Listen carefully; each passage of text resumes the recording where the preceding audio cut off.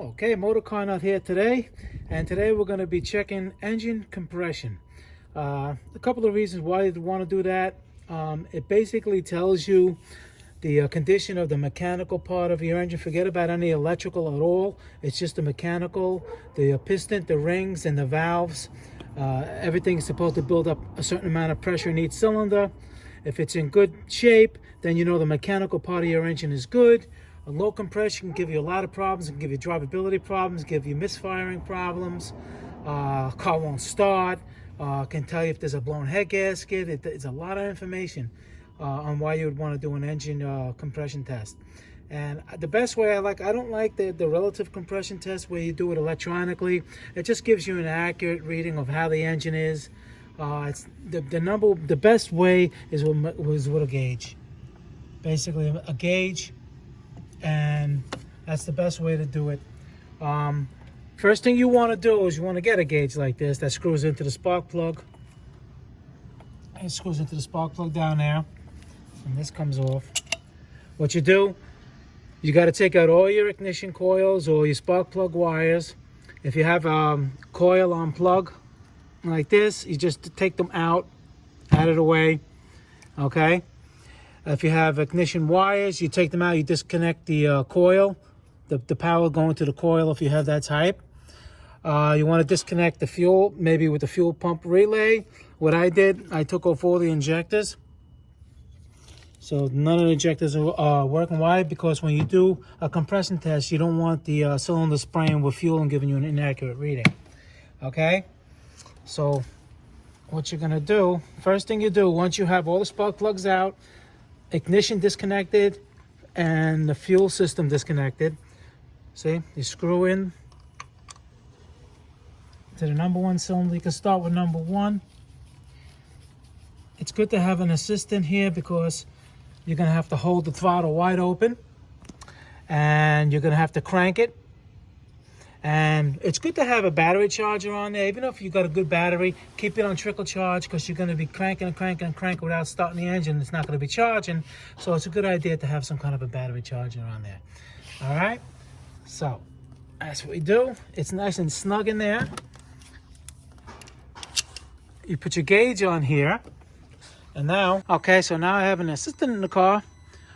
And they're going to keep the gas wide open and start the car.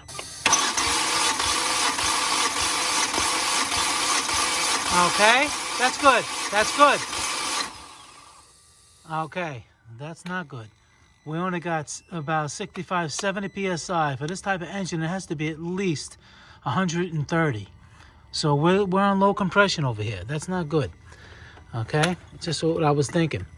And when you crank it over a good time, about 8 times is good. Basically a healthy engine is going to go like 30, 60, 90, 120, 130, 140 really fast. This one was just creeping up. It barely hit 70. Okay, so that's considered no good.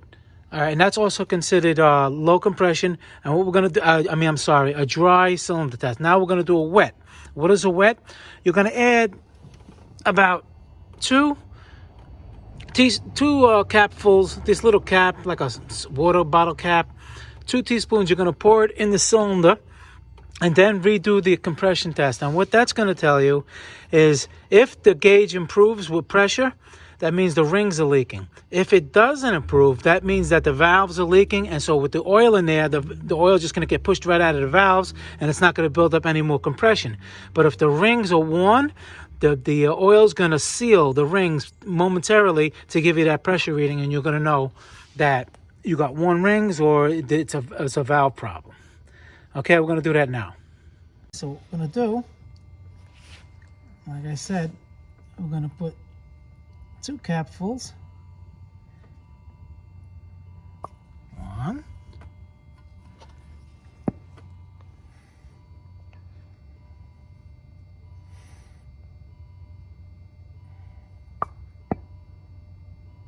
And 2. That's all you don't overdo it. You put more, you're going to get an inaccurate high reading. That's just enough. That's all it needs. All right. Now you screw the gauge back in and you're going to repeat the test, and this is called a wet test. Now, we had 70 psi before. Let's see what we got now. Okay.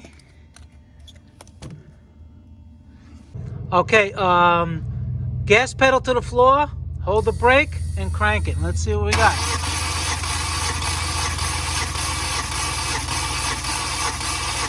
Okay.